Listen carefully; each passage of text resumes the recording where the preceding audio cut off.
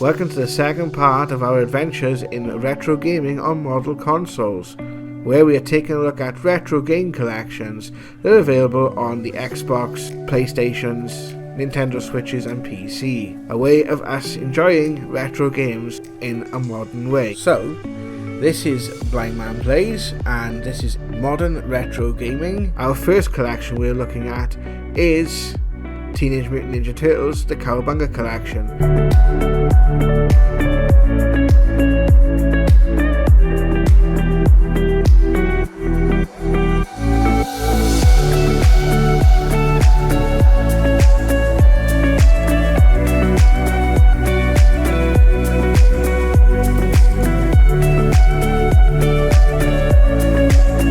And in the last episode we took a look at the arcade games and the NES outings.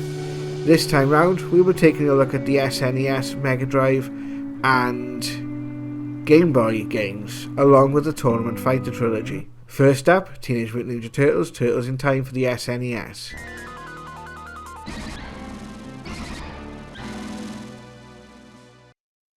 Now, I'll be honest with you, I didn't really get around to playing a lot of the 16-bit outings until a lot later. Actually, I think my first proper experience, other than sort of something passive like the odd game at a friend's house, of playing these games is actually in the Cowabunga Collection. And Turtles in Time is a really good adaptation. What I love about this is that it continues the chronology from the NES games by labelling it Teenage Mutant Ninja Turtles 4, Turtles in Time. Although there's slight sort of like narrative missteps between the first game, this does kind of sort of follow on from like the arcade game, the first arcade game, which is Teenage Mutant Ninja Turtles 2, and the Manhattan Project. This is a faithful recreation of the Turtles in Time arcade game with a few extra bits added in, and these extra additions this time actually make the game make a lot more sense.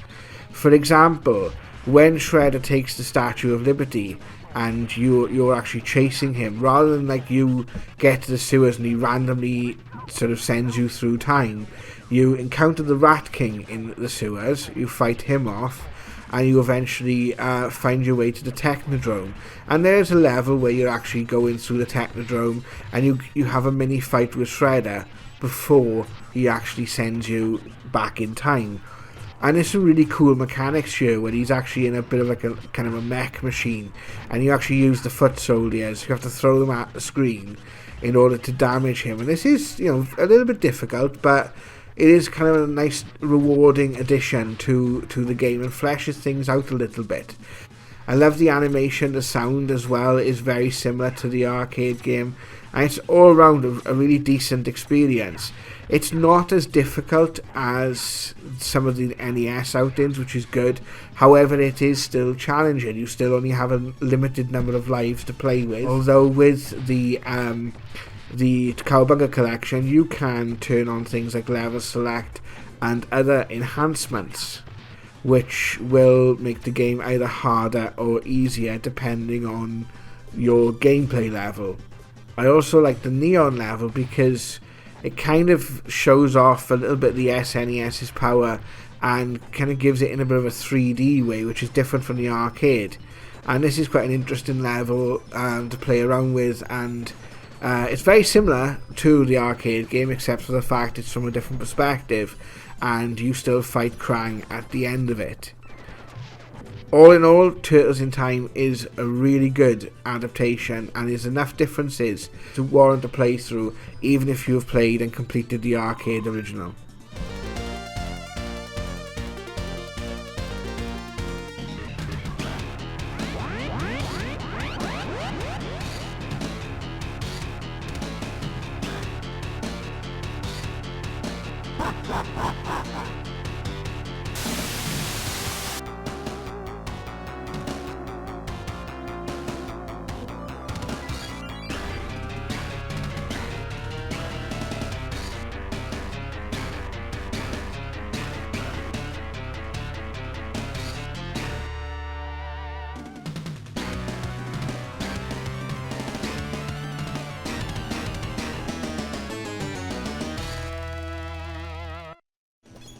Teenage Mutant Ninja Turtles The Hyperstone Heist on the Sega Mega Drive.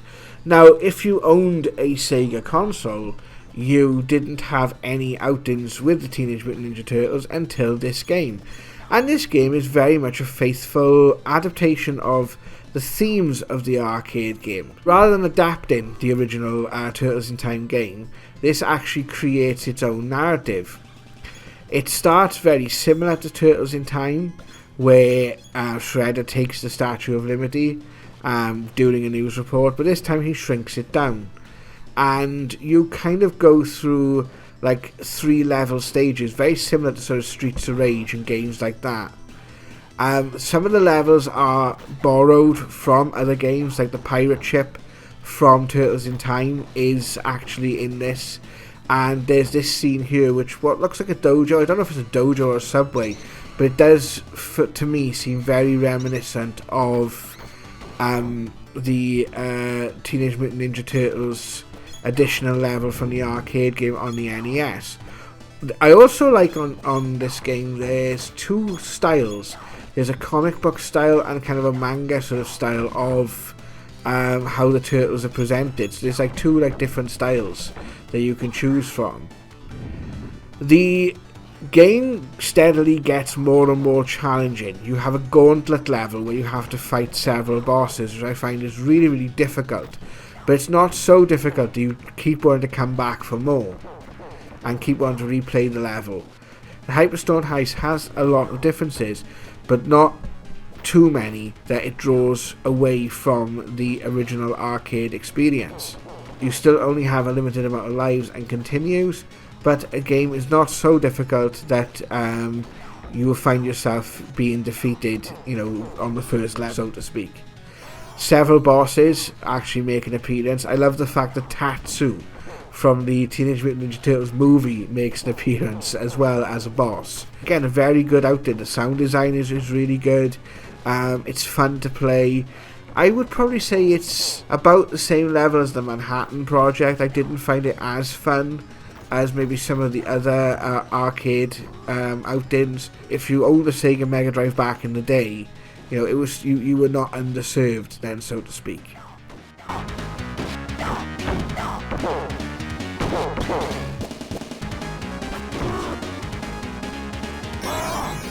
Shell shock.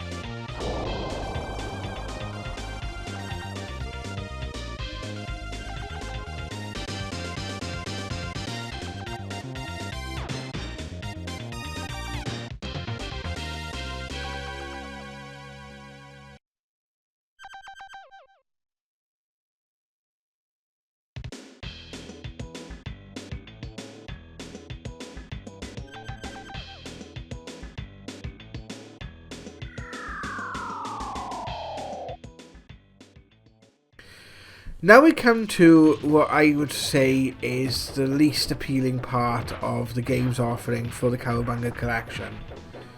And this is Teenage Mutant Ninja Turtles Tournament Fighters, which released on the NES, the SNES and the Mega Drive between 1993 and 1994. Now, to be perfectly honest with you, around this time we had been treated to the likes of Street Fighter 2, I think Mortal Kombat was either being released or on the horizon. We had several other fighters, especially sort of Neo Geo, like Fatal Fury and things like on Neo Geo. Final Fight had come out, so the beat 'em up genre was getting quite saturated at this point, and there was no real need for this. I haven't spent a great deal of time with these games, to quite frankly, they're bloody awful. Now, with the exception of one, and I would say this is the NES release. It's the one I spent the most time with. And that is because you don't get a lot of beat 'em ups, like one-on-one beat 'em ups on the NES. The genre really wasn't around at that point, and the ones that you do get are basically later in the system's lifespan, by which point we're all sort of playing the likes of Street Fighter 2, and we weren't treated to an 8-bit version like the guys in Brazil were with the Master System, which I've also featured on this channel. The Master System version of Street Fighter 2 is how you make an 8-bit beat 'em up. Absolutely fantastic. But what I liked about this, okay, you've only got a few characters. You've only got Shredder. I think you've got one mutant, and you've got the 4 turtles. And I think that's kind of about it, if I memory serves me right. But the actual fighting stages and the fighting sort of does allow, you know, it is quite fun. And the story differs between all 3 games. But the gameplay, as far as both the SNES and Mega Drive games, I just couldn't get along with them. I just could not get along with them. I'm not interested in forming combos and sort of doing things like that, quite frankly. I basically switched the character select on, so I didn't have to unlock the additional like 3 characters. I found these games extremely boring, and within 10 minutes I was done. You know, I'm not a beat 'em up fan. I do love beat 'em up games like Tekken, Virtua Fighter. Those sort of games I do enjoy quite a bit, and I've spent a lot of time with. It's just one of them where, you know, I think if this game sort of spoke to you and you had fun with it, great. But for me personally, I'd much rather be playing Street Fighter 2 or Mortal Kombat, to be perfectly honest with you. There's nothing about this that sort of sings to me and my fandom of Ninja Turtles. You know, I would much rather have had another beat 'em up game, or another sort of game that involved some sort of story and some sort of interactions that weren't turtles fighting each other just for no reason, and there's a tournament on or whatever, or some intergalactic thing like the Mega Drive game. It just was not for me. And finally, we're coming up to the Game Boy games, and before we do that, I want to say thank you very much, guys, for watching. If you like what you see on this channel, please give us a thumbs up and subscribe. It helps us out a lot. Teenage Mutant Ninja Turtles on the Game Boy. Now, I find it fascinating what the developers of the Game Boy were actually able to do. So the first game we're going to look at is Teenage Mutant Ninja Turtles Fall of the Foot Clan, which gives you 5 stages. The Cowabunga Collection version comes with some enhancements that allow you to play in 2 modes, which is original black and white and Game Boy Color mode. And I do find that the Game Boy Color mode actually does help bring certain things out, and for me personally, with my eyesight, it actually just helped me be able to see things and respond to like killing enemies and things a lot quicker. I find the first game for the Foot Clan is okay. It's a little bit sluggish. You start off going through like a very simple sort of level where I think it should be some streets then, I suppose, or like above ground, and you kill a few foot soldiers, and then you go into like a sewer level, and you eventually end up sort of fighting one of the bosses. I think Bebop and Rocksteady are some of the bosses there.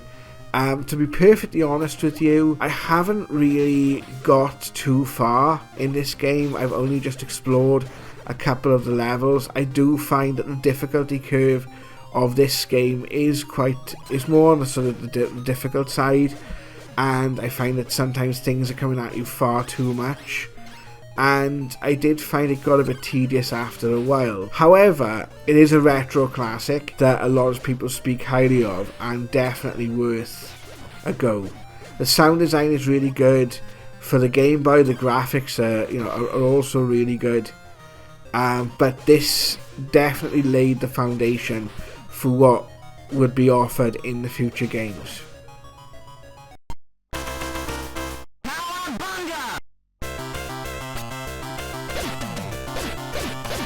Teenage Mutant Ninja Turtles 2 Back from the Sewers on the Game Boy. Now this game actually blew my mind, because it is an offering that's very, very close, or as close as a Game Boy could come, to actually being a representation of the arcade game. You are walking through some streets on the first level, you're killing foot soldiers, you're taking out mouses that are like flying at you. You're taking out like little sort of those weird sort of helicopter things that you find in the arcade game that come at you every now and again. And you kind of go through some sewers, and you end up fighting Rocksteady at the end. The Rocksteady is quite difficult. Then you go through the streets of New York, and this I found was amazing. You actually got some parts where there's a bit of perspective, and you're actually walking in front of a street as it sort of goes up to it goes up behind you, and there's manhole covers, and you actually fall down the manholes like you do in the arcade game, and the foot soldiers actually can throw things at you, and you can smash little bits of the environment to sort of damage enemies. That I found was fantastic. The street levels on this the detail was absolutely brilliant. There's actually even skateboarding levels on this that I thought were wow. Again, there are some limitations as to speed and sort of what is attacking you with the Game Boy, what it can actually do, but the skateboarding level was satisfying. I had as much fun with the Game Boy version of the skateboarding levels I've played on the arcade game as I played on the NES, and as much as I thought that the coin-op conversion on the NES was a feat in game development, this was definitely a feat in game development, because the developers here had even less to work with. I ended up having a conversation with Bebop, which was really kind of cool, because it was like you can kind of move around each other. It's like it's like a 2.5D environment, so to speak. So I wasn't sort of stuck to him being on one side of the screen and me being on the other, like I was on the Rocksteady fight. And yeah, again, there's other levels then where you're fighting sort of foot soldiers on a traditional lift, a beat 'em up lift level, and they're coming at you from all angles. This was a really, really, really satisfying game, and I would probably say one of the best, if not the best, adaptation I have played of a piece of work on the Game Boy, and that's saying a lot, because there's some really, really good sort of Game Boy representations out there, and I found it a lot of fun. I got some high praise for this game, I've got to be honest with you. Teenage Mutant Ninja Turtles 3 Radical Rescue. Now, this is quite interesting because it takes a different approach. The Ninja Turtles are in their lair, and Michelangelo's gone out for pizza. They end up getting captured. It's down to Michelangelo to go and save the day. I haven't really played through as much of this as I'd like to. At the moment, I'm sort of still on the first sort of level, going through the sewers and finding my way around the game. This is very reminiscent of the original Teenage Mutant Ninja Turtles on the NES, or at least some of the levels within them, but done in a better way. It's kind of got a bit of a Metroidvania aspect to it, where there's different ways you can go around certain levels, and it's not, there's platforming, there's climbing, there's different things that you can sort of do and navigate in this game. And I'm actually looking forward to playing through this game. I didn't want to ruin it, so I didn't want to go and sort of like put the level select on and go into a later point of the game, because I was actually enjoying it that much that I didn't want to wait before putting this out, because at some point you've got to make that kind of decision, haven't you, to sort of just to put a video out, like so.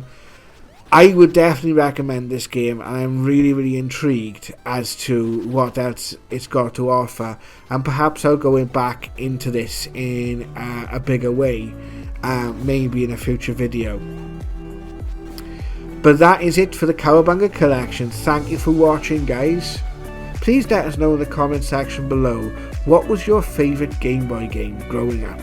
Let us know. If you've made it this far, I'll know, and I'll have a discussion with you guys in the comments down below. I do hope you're enjoying this series, and I do hope it actually gives you some insight into some of these games collections that you can buy for your Xbox, PlayStation and or Switch, and maybe you can enjoy some of these retro games like I have, and you know, I'm going to be showcasing a lot more on this channel in the coming weeks. There's lots of plans coming up, and I'm hoping now to have the time and the ability to actually get these videos done. These videos will be released every Thursday around 7 PM. So for the next 4 or 5 weeks, we're going to be looking at the Sega Mega Drive collection, and then we're going to be looking at the Castlevania collections and the Contra collection. So all that's still to come. And we've got some pretty good ideas for some videos coming up elsewhere on the channel. We're going to be also looking at some emulation stuff. We're going to be doing a Wrestling Friday once I get that into development. Again, I'm going to be developing these videos early, guys, so there's going to be a well backlog there for you guys to watch and be entertained by, so that we don't have any gaps done by me not having a great deal of time to finish the videos. So thank you very much for watching, guys. I'll see you soon. Take care.